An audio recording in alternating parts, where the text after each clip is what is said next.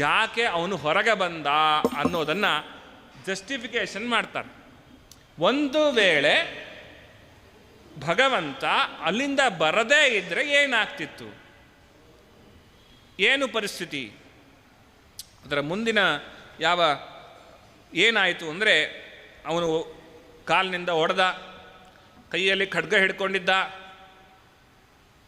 ದೇವಲೋಕದಲ್ಲೆಲ್ಲ ಭಯ ಆಯ್ತಂತೆ, ಏನಾದರೂ ಪ್ರಳಯ ಈಗ ಶುರು ಆಗ್ತಾ ಇದೆಯಾ ಅಂತ. ಯಾಕಂದರೆ ಪ್ರಳಯ ಕಾಲದಲ್ಲೂ ಶಬ್ದ ಬರುತ್ತೆ, ಆ ಶಬ್ದ ಈಗ ಕೇಳಿಸ್ತಾ ಇದೆ. ಎಷ್ಟು ಭೀಕರವಾಗಿದೆ ಶಬ್ದ ಅಂದರೆ 14 ಲೋಕಗಳಲ್ಲಿ ಅದು ಪಸರಿಸಿಬಿಟ್ಟಿದೆ ಅಂತ. ತದೈವ ತಸ್ಮಿನ್ ನಿನದೋ ಅತಿ ಭೀಷಣ. ಸುಮ್ಮನೆ ಸುಮ್ಮನೆ ಕೂತ್ಕೊಂಡಿನೋ ಹರಟೆ ಹೊಡಿತಾ ಇರ್ತೀವಿ, ಘನ ಗರ್ಜನ ಮೋಡ ಏನಾದರೂ ಗುಡುಗುತ್ತು ಅಂದರೆ ಯಪ್ಪ ಎಷ್ಟು ಜೋರು ಗುಡುಗ್ತಲ್ವ ಅಂತ. ಕ್ಷಣ ಮಾತ್ರದಲ್ಲಿ ಬಂದು ಹೋಗುವ ಗುಡುಗಿಗೆ ಹೆದರುವ ನಾವು ಆ ಪ್ರಳಯ ಕಾಲದಲ್ಲಿ ಭಗವಂತನ ಆ ಪ್ರಳಯದ ಶಬ್ದವನ್ನು ಕೇಳಲಿಕ್ಕೆ ಸಾಧ್ಯವಿಲ್ಲ. ಅತಿ ಭೀಷಣ ಆ ಶಬ್ದ ಕೇಳಿಸ್ತಾ ಇದೆ. ಏನಾಂಡ ಕಟಾಹಮಸ್ಫುಟಂ. ಬ್ರಹ್ಮಾಂಡ ಏನಾದರೂ ಒಡೆದು ಹೋಯ್ತೇನೋ ಅಂತ ಸಂಶಯ ಬಂತಂತೆ ದೇವತೆಗಳಿಗೆ. ಅಂಥ ದೊಡ್ಡ ಶಬ್ದ, ಬ್ರಹ್ಮಾಂಡ ಒಡೆದರೆ ಎಂಥ ಶಬ್ದ ಬಂದೀತೋ ಅಂಥ ದೊಡ್ಡ ಶಬ್ದವಾಗಿದೆ. ಅಜಾದಯ ಶ್ರುತ್ವ, ಅದನ್ನೆಲ್ಲ ಕೇಳಿ ಅವರೆಲ್ಲ ಹೀಗೆ ತಿಳ್ಕೊಳ್ತಾಗಿದ್ದಾರಂತೆ, ಪ್ರಳಯ ಬಂತೇನು ಅಂತ. ಅಲ್ಲಿದ್ದಂತಹ ಅಸುರರಿಗೆಲ್ಲ ಹೆದರಿಕೆ ಉಂಟಾಯಿತು. ಶಬ್ದ ಕಂಬ ಒಡೆದಾಗ ಬರ್ತಾಗಿದೆ, ಎಲ್ಲಿಂದ ಬರ್ತಾ ಇದೆ ಗೊತ್ತಾಗ್ತಾಗಿಲ್ಲ. ಆ ಶಬ್ದವು ಎಲ್ಲಿಂದ ಅಂತ ತಿಳ್ಕೊಳ್ಳೋ ಪ್ರಯತ್ನಕ್ಕೂ ಹೋಗ್ತಾ ಇಲ್ಲ, ಹೆದರಿಕೊಂಡಿದ್ದಾರೆ. ಎಲ್ಲ ಕಡೆ ದಿಕ್ಕು ನೋಡ್ತಾ ಇದ್ದಾರೆ, ಎಲ್ಲಿಂದ ಬರ್ತಾ ಇದೆ ಈ ಶಬ್ದ, ಎಲ್ಲಿಂದ ಈ ಒಂದು ಕ್ರೂರವಾದ ಶಬ್ದ ಬರ್ತಾ ಇದೆ. ಅಭಿಕ್ರಾಮನ್ ಪುತ್ರ ಆ ಹಿರಣ್ಯಕಶಿಪು ಕೈಯಲ್ಲಿ ಖಡ್ಗ ಹಿಡಿದಿದ್ದಾನೆ, ಕಂಬ ನೋಡಿ ಇಲ್ಲಿಲ್ಲ ಅಂತಂದು ಮುಂದಕ್ಕೆ ಬರ್ತಾ ಇದ್ದಾನೆ. ಆ ಶಬ್ದ ಬರ್ತಾ ಇದೆ, ಹೆದರಿಕೆ ಆಗ್ತಾ ಇದೆ. ಆ ಸಮಯದಲ್ಲಿ ಭಗವಂತ ಬಂದ. ಹೇಗೆ ಬಂದ, ಯಾಕೆ ಬಂದ ಅಂದರೆ, ಯಾಕೆ ಬಂದ ಅನ್ನೋದನ್ನೂ ಹೇಳ್ತಾ ಇದ್ದಾರೆ, ಹೆಂಗೆ ಬಂದ ಅನ್ನೋದನ್ನೂ ಹೇಳ್ತಾ ಇದ್ದಾರೆ. ಸತ್ಯಂ ವಿಧಾತುಂ ನಿಜ ಭೃತ್ಯ ಭಾಷಿತಂ ವ್ಯಾಪ್ತಿಂ ಚ ಭೂತೇಷ್ವಖಿಲೇಷು ಚಾತ್ಮನಃ ಅದೃಶ್ಯತಾತ್ಯದ್ಭುತ ರೂಪಂ ಉದ್ವಹನ್ ಸ್ತಂಭೆ ಸಭಾಯಾಂ ನ ಮೃಗಂ ನ ಮಾನುಷಂ. ಭಗವಂತ ಅತ್ಯದ್ಭುತ ರೂಪ ತೆಗೆದುಕೊಂಡಿದ್ದಾನಂತ. ಎಂಥ ಅದ್ಭುತ ರೂಪ ಅಂದರೆ, ನ ಮೃಗಂ ನ ಮಾನುಷಂ. ಮನುಷ್ಯ ಅಂತನೂ ಹೇಳಲಿಕ್ಕೆ ಬರೋದಿಲ್ಲ, ಮೃಗ ಅಂತನೂ ಹೇಳಲಿಕ್ಕೆ ಬರೋದಿಲ್ಲ. ಮೃಗದ ಅಂಗ ಇದೆ, ಹಾಗಾಗಿ ಮೃಗ ಅಂತ ಹೇಳೋಣ ಅಂದರೆ ಅಯ್ಯೋ ಮನುಷ್ಯನ ಅಂಗ ಇದೆ. ಮನುಷ್ಯನ ಅಂಗ ಇದೆ, ಅದರಿಂದ ಮನುಷ್ಯ ಅಂತ ಹೇಳೋಣ ಅಂದರೆ ಮೃಗದ ಅಂಗ ಇದೆ. ಹಾಗಾಗಿ ನ ಮೃಗಂ ನ ಮಾನುಷಂ ಏತಾದೃಶಂ ರೂಪಂ ಕೀದೃಶಂ ಅದೃಶ್ಯತಾತ್ಯದ್ಭುತ ರೂಪಂ ಭಗವಂತನ ರೂಪ ಯಾರಿಂದಲೂ ನೋಡಿರಲಿಲ್ಲ ಅಂತ. ಇದಕ್ಕೆ ಹೇಳಬೇಕಾದ್ರೆ ಹೇಳ್ತಾರೆ, ಲಕ್ಷ್ಮೀದೇವಿ ಬ್ರಹ್ಮದೇವತೆಗಳು ನೋಡಿರಲಿಲ್ಲ ಅಂತ ಅರ್ಥ ಅಲ್ಲ. ಈ ಭೂಲೋಕದ ಜನರು ಯಾರು ನೋಡಿರಲಿಲ್ಲ ಇಂಥದ್ದನ್ನು, ಇಂಥ ರೂಪವನ್ನು ಅಲ್ಲಿ ತನಕ ಯಾರೂ ಕೂಡ ನರಸಿಂಹದೇವರನ್ನು ಸ್ತೋತ್ರ ಮಾಡಿ ಒಲಿಸ್ಕೊಂಡ್ರು ಅನ್ನೋದಿರಲಿಲ್ಲ. ಯಾಕಂದ್ರೆ ನರಸಿಂಹದೇವರು ಪ್ರಕಟ ಆದದ್ದೇ ಹಾಗಾಗಿ ಯಾಕಾದ ಅಂತ, ಸತ್ಯಂ ವಿಧಾತು ನಿಜ ಭೃತ್ಯ ಭಾಷಿತಂ. ಮೊದಲನೆಯದು ತನ್ನ ಭೃತ್ಯನ ಮಾತನ್ನು ಸತ್ಯ ಮಾಡಲಿಕ್ಕೋಸ್ಕರ ಬಂದ. ಸತ್ಯಂ ವಿಧಾತು ನಿಜ ಭೃತ್ಯ ಭಾಷಿತಂ. ಇನ್ನೊಂದೇನು ಅಂದರೆ, ವ್ಯಾಪ್ತಿಂ ಚ ಭೂತೇಷ್ವಖಿಲೇಷು ಚಾತ್ಮನಃ. ಎಲ್ಲ ಭೂತಗಳಲ್ಲೂ ಎಲ್ಲ ವಸ್ತುಗಳಲ್ಲೂ ಎಲ್ಲ ಕಡೆಯಲ್ಲೂ ಭಗವಂತ ಇದ್ದೇನೆ, ನಾನಿದ್ದೇನೆ ಅನ್ನೋದನ್ನು ತೋರಿಸ್ಲಿಕ್ಕೋಸ್ಕರ. ವ್ಯಾಪ್ತಿಯಿಂದ ಅರ್ಥ ಏನು ಅಂದರೆ, ಎಲ್ಲೆಲ್ಲಿ ಯಾವುದ್ಯಾವುದು ವಸ್ತು ಅಂತ ಕರೆಸಿಕೊಳ್ಳುತ್ತೋ ಅದರಲ್ಲೆಲ್ಲ ನನ್ನೊಂದು ರೂಪ ಇದೆ ನೋಡು, ಅದಕ್ಕೋಸ್ಕರ ಕಂಬದಿಂದ ಬಂದೆ. ಅದಕ್ಕೆ ಇಲ್ಲಿ ಒಂದು ವಿಷಯವನ್ನು ಎತ್ಕೊಂಡು ರುಕ್ಮಿಣೀಶ ವಿಜಯದಲ್ಲಿ ವಾದರಾಜ ಸಮರ್ಥನೆ ಮಾಡ್ತಾರೆ. ಏನಪ್ಪ, ಭಗವಂತನಿಗೆ ಅಪ್ಪ ಅಮ್ಮ ಶುಕ್ರ ಶೋಣಿತಗಳ ಸಂಬಂಧ ಇದೆ ಅಂತ ತಿಳ್ಕೊಂಡಿದ್ದೀಯಾ? ಖಂಡಿತ ಇಲ್ಲ. ಯಾಕೆ ಅಂದರೆ ಚಕ್ರ ಹಿಡ್ಕೊಂಡು ಕೃಷ್ಣ ಹುಟ್ಟಿದ್ದಾನೆ. ಯಾರಾದರೂ ಗರ್ಭದಲ್ಲಿ ಚಕ್ರ ಹಿಡ್ಕೊಂಡು ಬರ್ತಾರಾ? ಚಕ್ರ ಹಿಡ್ಕೊಂಡು ಬಂದರೆ ಗರ್ಭ ತುಂಡರಿಸೋದಿಲ್ವಾ? ಇಂಥದ್ದೊಂದು ಸಾಮಾನ್ಯ ಪ್ರಜ್ಞೆ ನಿಂಗಿಲ್ವಾ?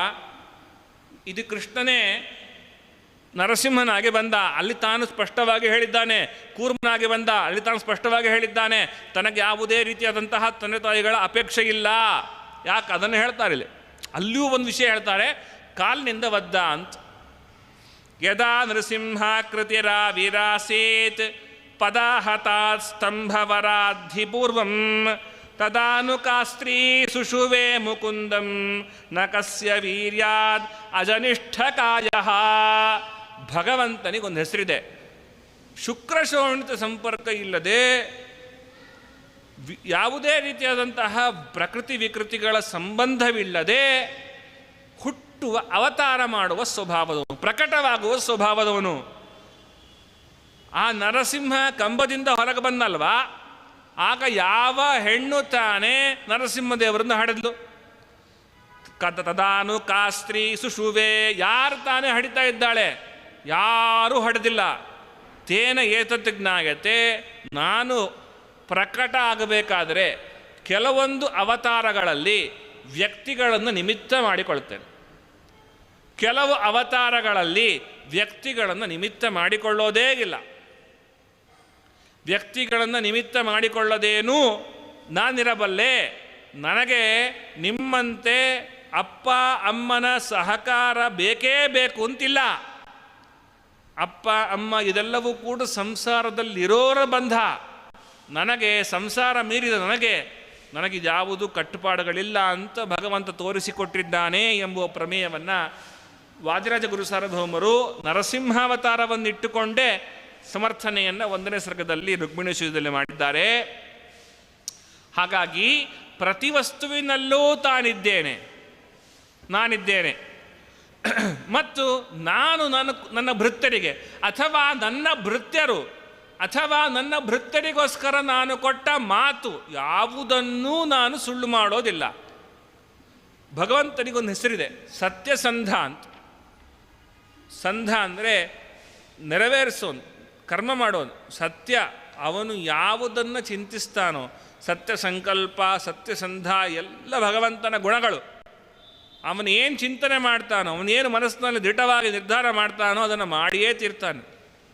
ಆ ಸಂಕಲ್ಪಕ್ಕೆ ಯಾವುದೇ ಭಂಗ ಬರೋದಿಲ್ಲ. ಇದು ಭಗವಂತನ ದೊಡ್ಡ ಗುಣ.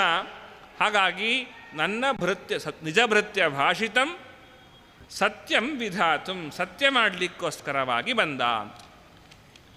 ಏನು ಚಂದ ನಿಜ ಭೃತ್ಯ ಭಾಷಿತಂ ಅನ್ನೋ ಒಂದು ಪದಕ್ಕೆ ಅರ್ಥಗಳನ್ನು ಹೇಳ್ತಾರೆ ಸತಧರ್ಮತೀರ್ಥರು ಅಂತಂದರೆ, ನೋಡ್ರಿ, ನಿಜ ಭೃತ್ಯ ಭಾಷಿತಂ ಅನ್ನೋದಕ್ಕೆ ಹೀಗೆ ಅರ್ಥ ಮಾಡೋಣ. ಒಂದರ್ಥ, ನಿಜ ಅಂದರೆ ತನ್ನ ಭೃತ್ಯ ಸೇವಕನಾದ ಪ್ರಹ್ಲಾದ ಏನಿದ್ದಾನೆ ಅವನು ಹೇಳಿದ ಮಾತಿಗೋಸ್ಕರವಾಗಿ ಬಂದ ಅಂತ. ಯಾವ ಮಾತು? ಅವನು ಹೇಳ್ತಾನೆ,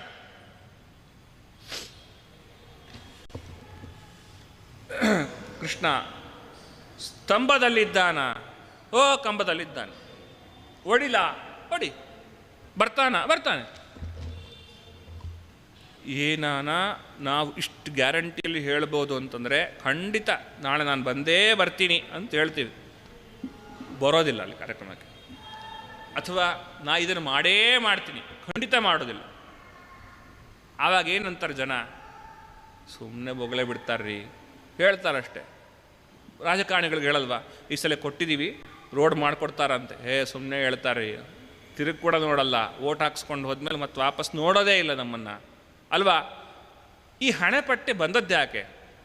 ಅವರು ತಮ್ಮ ಮಾತನ್ನು ತಾವು ಉಳಿಸ್ಕೊಳ್ಳದೇ ಇರೋದ್ರಿಂದ.